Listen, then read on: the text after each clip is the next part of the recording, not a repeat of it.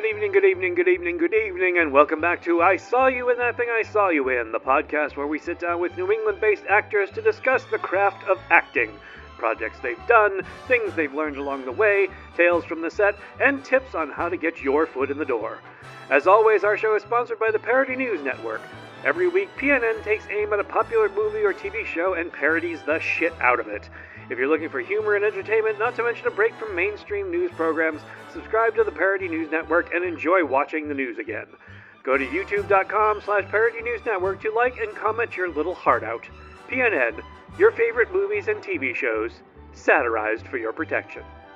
And so, without further ado, please welcome the lovely and talented Paul Kandarian.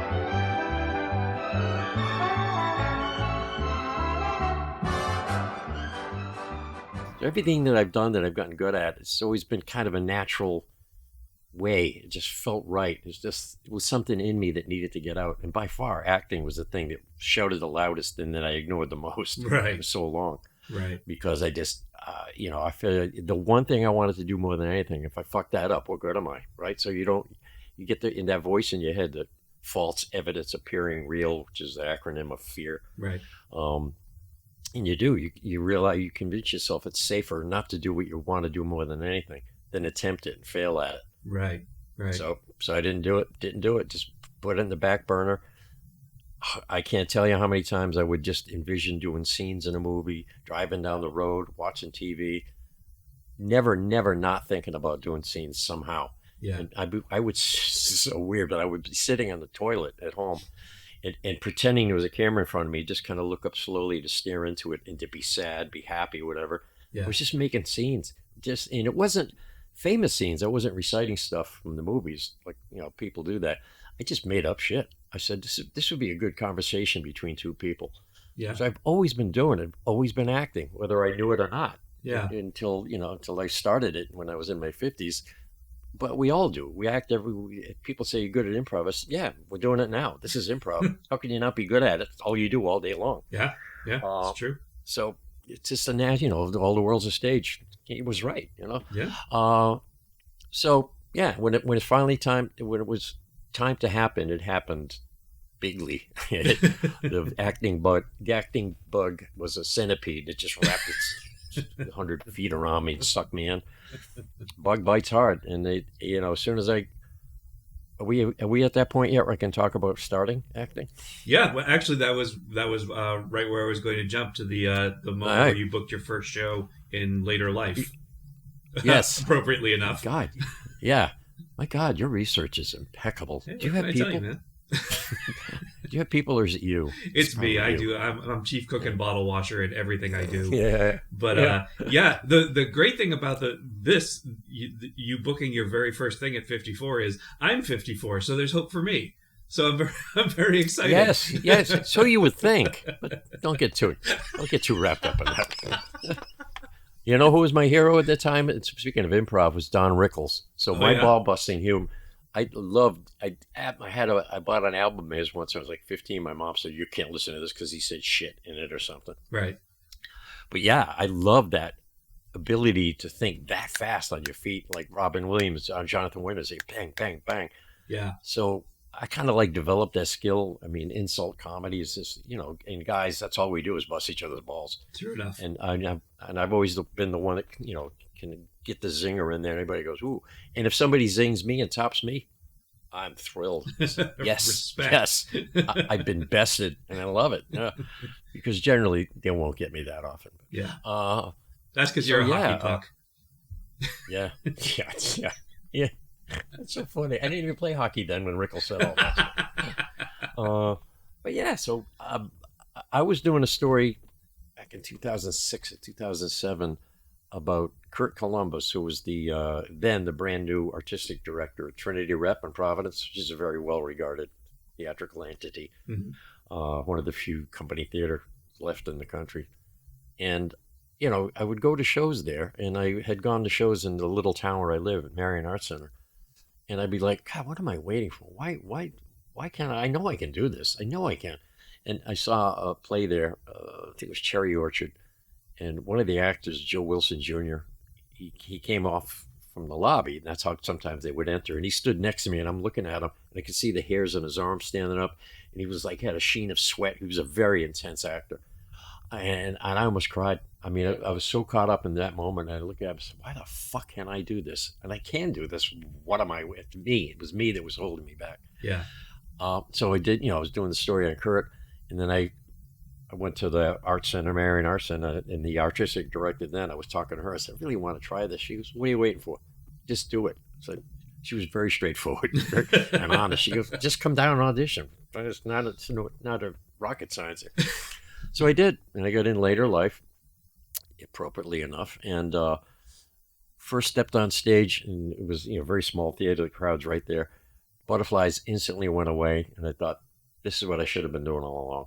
And I never felt more at home than I did stepping onto that stage. Wow. It was like that missing piece all these years.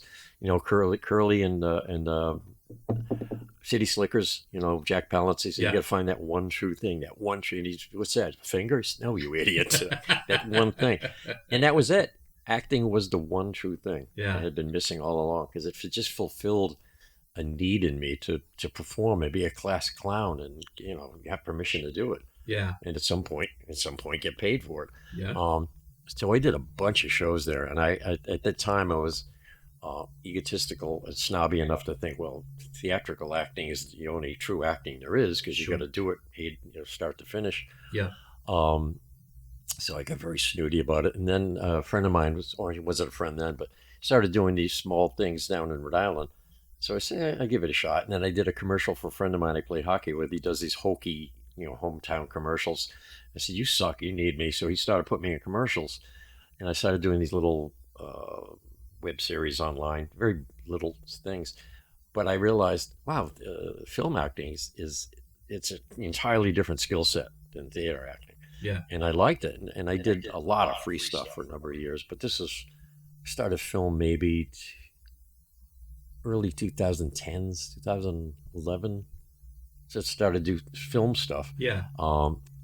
And then I started getting more stuff, and I realized, maybe I don't suck at this. Maybe I didn't have anything to fear all along. Maybe so I don't suck at this. Wow. Yeah. I should put that on. That should be the autobiography. Maybe I don't suck at this. There's your title right there, man. There it is. Yeah. But there's still time. You could suck. But it was, I just started auditioning. I got an agent in Boston. I got Model Club at first. Now I'm with Andrew Wilson Agency in Boston. And I just started getting stuff. And as soon as I went in front of a camera, it's the same feeling I had on stage. Like, man, this is great. Because if you fuck up, you get to do it again, for one thing. And I like that. Yeah. And it just hit me. It just hit me so hard. And now it's all I do. I've booked stuff constantly. People say I'm the busiest actor they know. And it's because I just hustle my ass off. And I don't know how you can get in this business without hustling your ass off. You have to. Or any business, anything, really. Yeah, exactly. And especially if you're doing it yourself. I mean, if you're a writer or producer, whatever, you got to hustle. Right. And that's the jazz right there, is the hustle too. I love looking for work almost as much as the work itself. It's just a kick to get, an email from somebody. Say, yeah, we're going to use you. Yes. And we're going to pay you even better. Yeah. But how many of those emails come in versus the ones that say, sorry, you're not? Yeah. Or they don't come at all. Yeah. If they don't use you, they don't have to let you know. Right. And a lot of people get upset by that. So you know what? If they're looking at hundreds of people, they haven't got time to hold your hand and say, no, maybe next time. That's the thing too. You have to have a very thick skin. And I do. I know a lot of actors who go in and get really nervous. They get upset if they don't get it. Why? What did I do wrong? You didn't do anything wrong. You just weren't the type they were looking for. Yeah. That's it. And you move on. And I just knew that.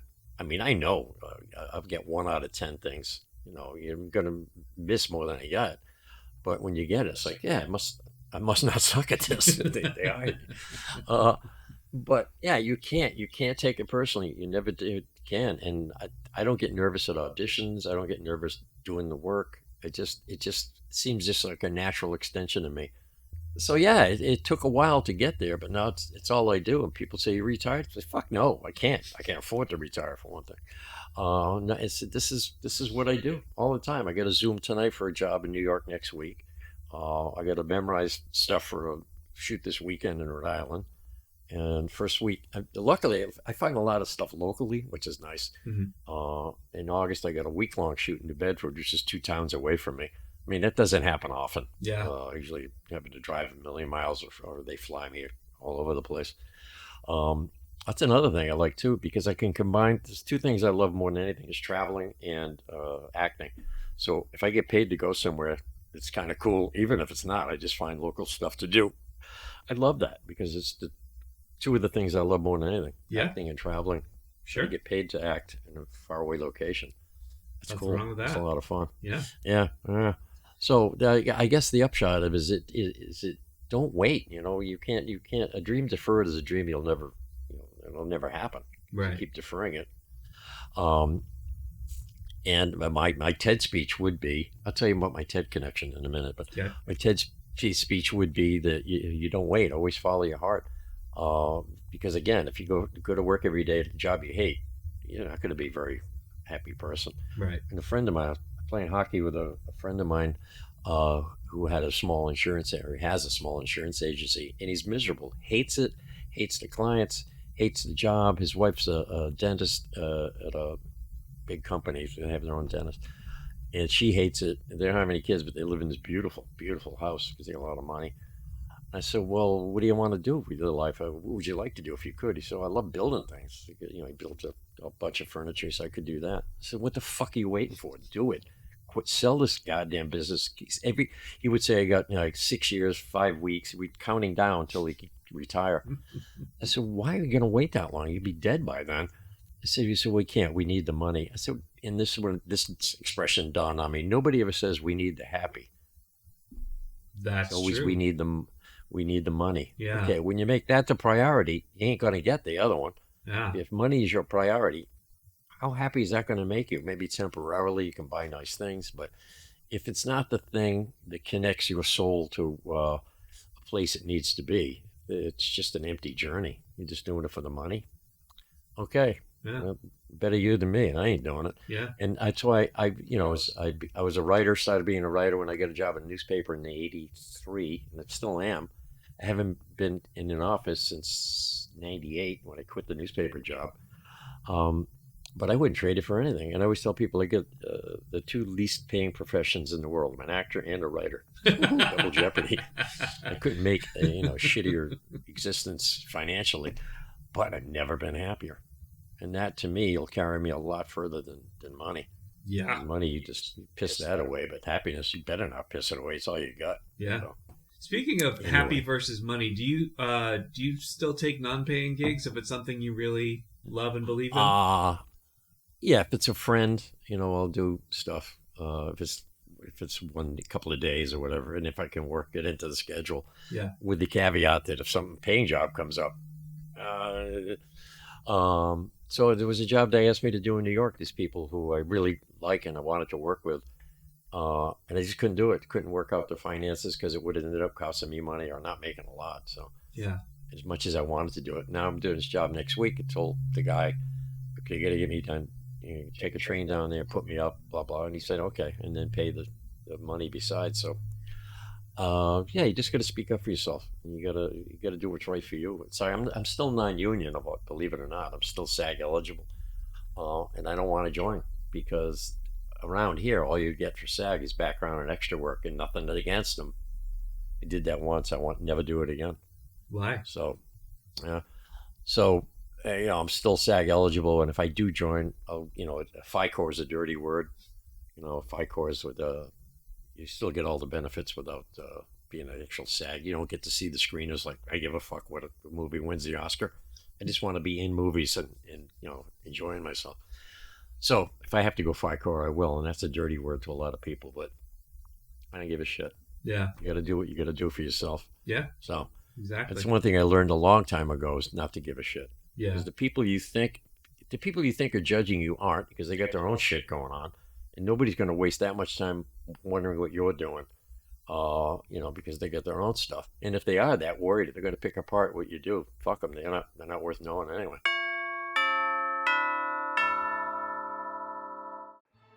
Once again, I Saw You in That Thing I Saw You In is sponsored by the Parody News Network. Every week, PNN takes aim at a popular movie or TV show and parodies the shit out of it. If you're looking for humor and entertainment, not to mention a break from mainstream news programs, subscribe to the Parody News Network and enjoy watching the news again. Go to youtube.com/Parody News Network to like and comment your little heart out. PNN, your favorite movies and TV shows, satirized for your protection.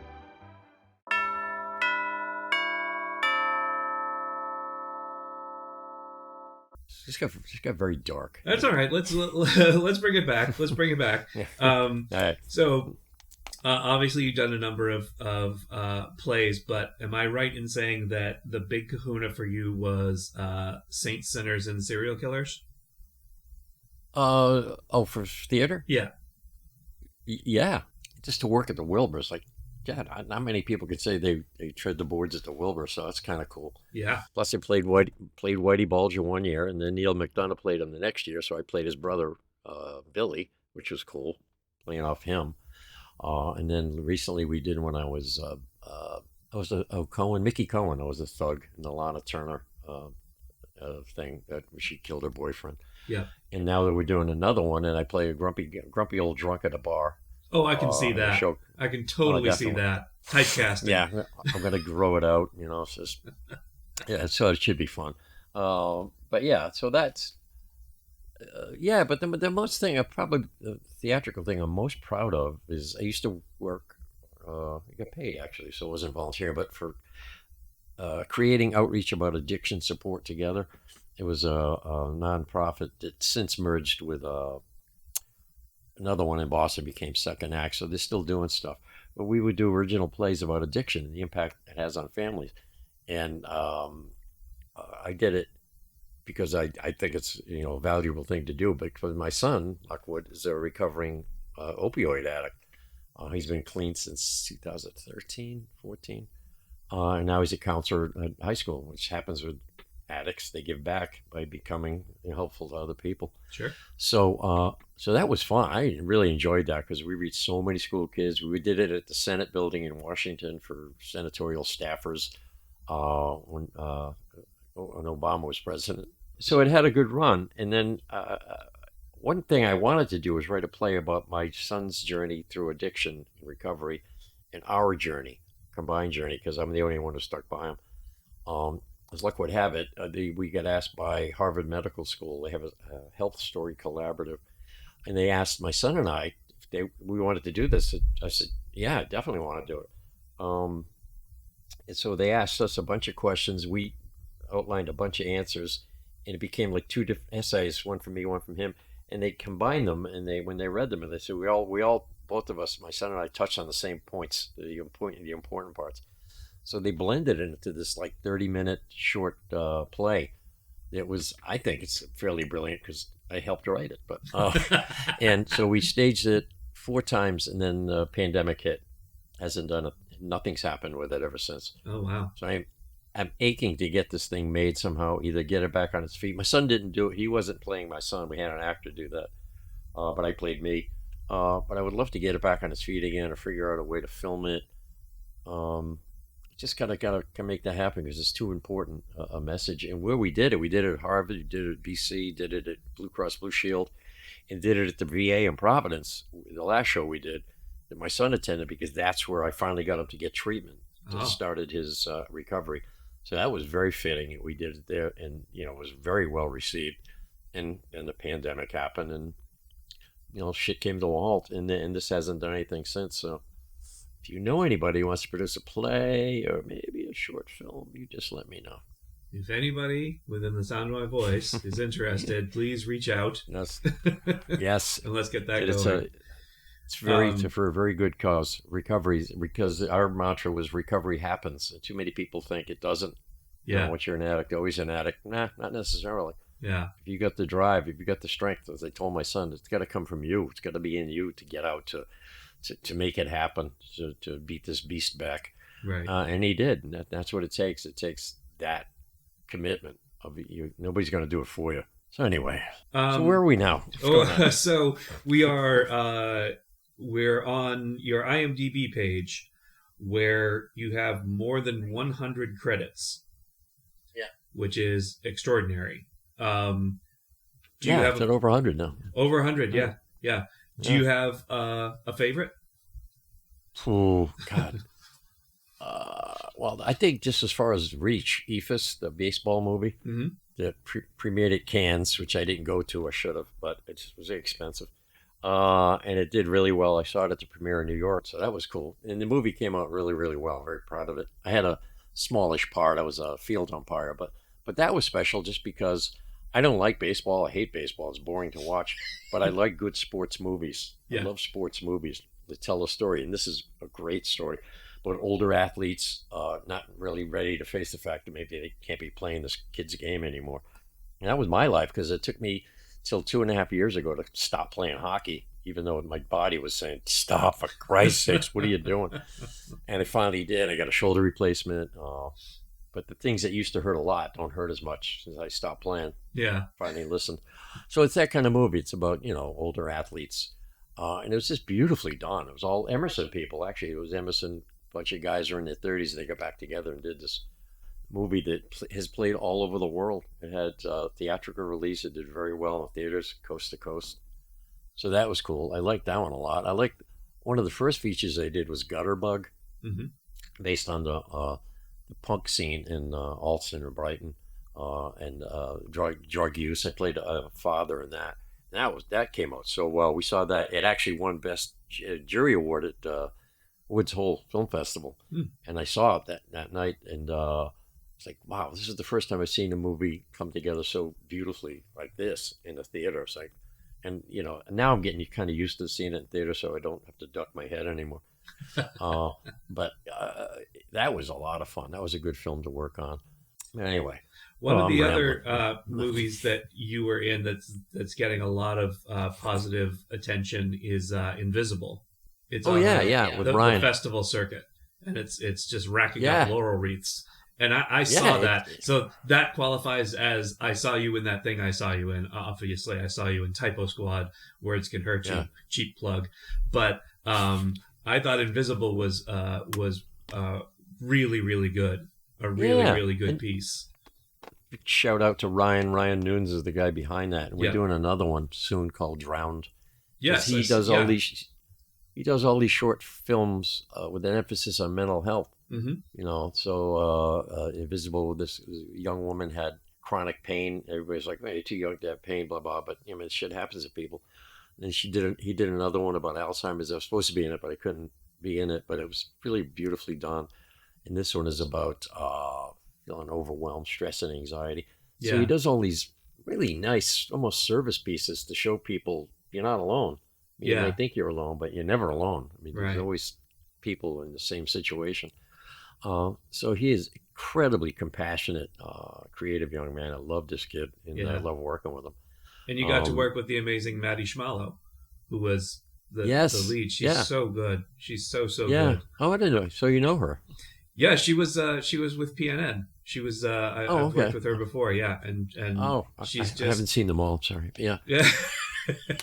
I got a lot of irons in the fire. It's understandable that you don't see everything I do, but she was so good in that. Just she was so real, and it was really heartfelt, a really heartfelt performance. So I enjoyed it. So in addition to your 100 plus credits on IMDb, you actually have 13 upcoming projects.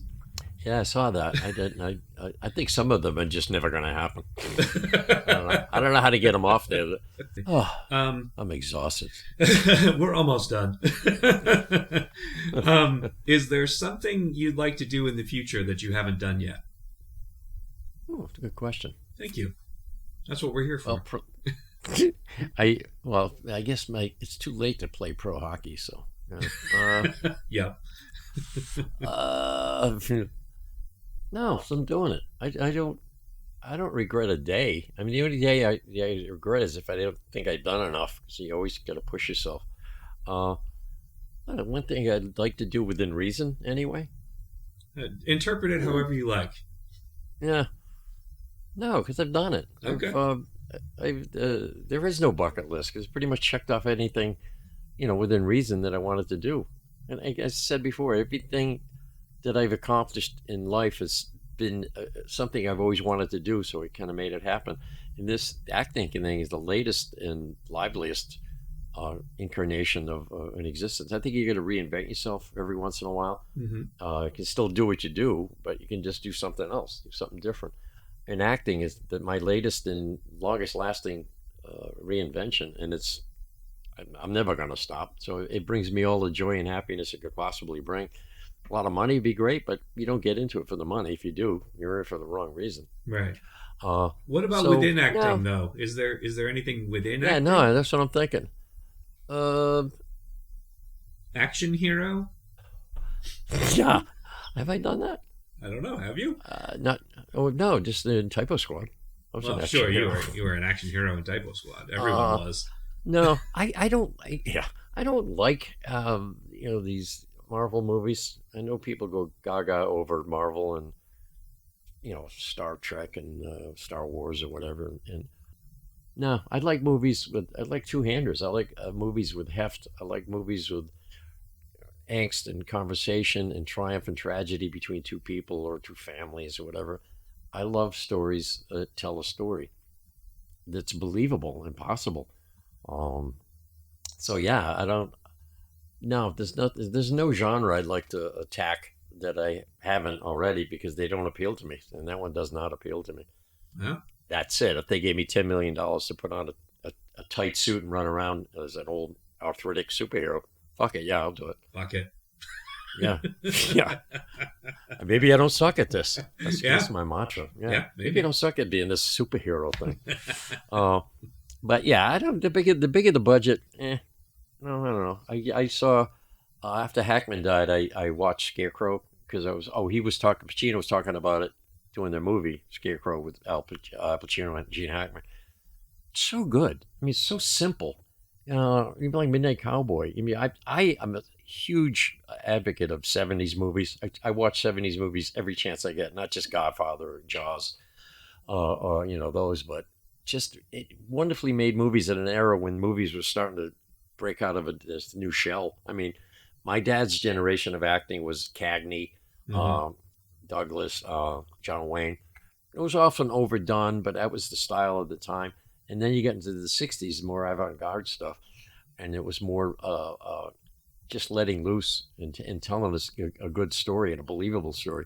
And those are the movies I'm in love with. Black and white movies from the 70s and even the 80s. One of my favorite movies is Local Hero. Did you ever see that one? No. With Peter Riegert and Burt Lancaster. That was 1980.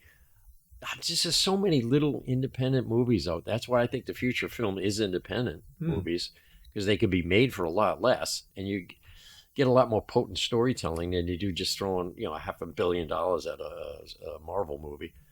I mean, I think that's dying out. I don't know. I may be totally wrong, but it's still a huge factor in driving that economy. But I like simpler movies. I wrote a short film that takes place in an airport. We decided to make it happen in a train station. It's just between two people, and it's a short film. There's a thought of making it into a feature, but I like short films. But it's just a story. It's a simple story between two people who are flawed, finding each other and kind of helping each other out in some way. I love those. I watch those all day long. That's what Scarecrow was. That's these small, art pieces. I just love them. I just love them because they're a lot simpler to make than a big budget, war film. Right. And you feel more connected to it because these are people that could be you. And I've always been drawn to movies, seeing characters in it that I could be this guy, not just an actor, but just this person, right? In real life. So I like that. I like connecting with the humanity of a story rather than the superhumanity, like a superhuman superheroes and all that. So anyway, yeah. Did you ever see The Studio with Seth Rogen? Yes. Seth or Josh? Seth Rogen. Yeah. That is so freaking funny. Excellent. Because Excellent it just punches the entertainment industry right in the balls. I love that. Ron Howard flipping out in it. So I was like, this is great. It's so good. And these wonders, they do these long shots. Oh my God. These tracking shots that are amazing. It's like I've done a lot of memorization. And they're talking the whole time. So, no wonder they get all the big bucks. These people are really good at it. But the episode where he went to the dinner with all the doctors and he's trying to justify like being the head of a studio, and they're like, but we save lives, and he's like, but we sort of save lives. It was just brilliant, because you could just sense the irritation. It's like, well, but what I do is valid too. But you don't save lives. Well, but I sort of do. It was just brilliant. Brilliant. No, it was great. Yeah. Because he just comes across as a likable asshole. I mean, the things he comes out with us, what a douchebag, but kind of rooting for this guy too. So, it's a bizarre series, but it's so fun, much fun. What advice would you give to aspiring actors who are just starting out? We used to get to ask that about writing too. It's like, find a better job, but no. I would just say, the only voice you need to listen to is your own. I've talked to so many young actors or in any position on a set, and they're like, I want to do this, but my parents say, I said, your parents are your parents and love them, but fuck it. Don't listen to your parents. Just listen to that voice inside you. And if you commit to the voice that is leading you where you need to go, it'll get you there. Maybe it won't get you in the same capacity that maybe it wouldn't be acting. Maybe it'll be producing. Maybe it'll be directing. Maybe it'll be writing screenplay. Because if you get in an industry you want to be in, you'll find a way to commit to it and to find your path in that industry. Because people want to be an actor. If they do it, so I want to be rich and famous, then get the fuck out. Don't do it. But if you're doing it because you just love telling stories and you love honoring somebody's words and bringing a story to life, then do it. And then there's a million ways in to do it. And acting is one of them, and it's the most visible. But there's, it's also screenwriting. There's also set design. There's also hair and makeup. There's this horror makeup. There's, as there's a million positions in the entertainment industry that need people who are committed to doing it. And if that's the path that you find your way into, just go with it. But you got to follow your instinct. A lot of people don't go with their Jeopardy answer, right? When you're watching Jeopardy stuff, it's this, and then no, maybe it's not, and then it turns out you're right. Yeah, you got to follow your gut. You got to go with your gut. You got to follow your instincts, because the more you realize that your instincts are pretty good, if you follow your heart, you realize that anything else is fugazi. Everything else, you're just faking it. If you're not following the voice that's telling you where to go, you're not honoring yourself or the life you're supposed to live. So I would say that just listen to your voice and find a way in, and what's meant to happen will happen. Grasshopper. And finally, what's next for you? Not the existential next. You mean like the afterlife? No, you mean as far as work? However you like to interpret it. Well, I've got books in me. I'm a writer, and I've got a book in me to talk about, don't wait forever to do what you got to do. So maybe that. I mean, I love writing. But I've got a job next month in New Bedford for 7 days. I got a job next week in New York, a job this weekend in Johnston, Rhode Island. So I love the uncertainty of the most uncertain business you could possibly be in, just because the rewards are so much greater, not financial. It's just satisfaction, the joy that doing what you love brings you, because that's really all you need. You find a way to make the money to let you do that. But just instinctive. Just follow your instincts, and try to override the fear factor. Because as I said, false evidence appearing real. Whatever you're afraid of, 99% sure it's not going to happen. Right. If you're whatever you think it's going to be the end of you, it's going to be demoralized. No, not going to happen. It's like worrying about what other people think. They're not thinking anything because they get their own stuff. Live the life that you want to live, and you'll make it happen. It'll find a way to allow you to use your best gifts for everybody else, but mostly for yourself. It'll find a way. It'll happen. Just trust yourself. I can't think of a better way to wrap this up than that. So, Paul Kandarian, thank you so much for taking the time to be on my podcast today. And it was really fun. And we'll see you next time on I Saw You in That Thing I Saw You In.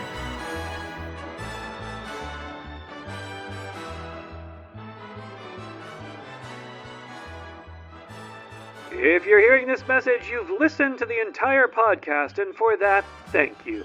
We hope you enjoyed this episode, and if you did, please leave us a review on Spotify. See you next week for another installment of I Saw You in That Thing I Saw You In.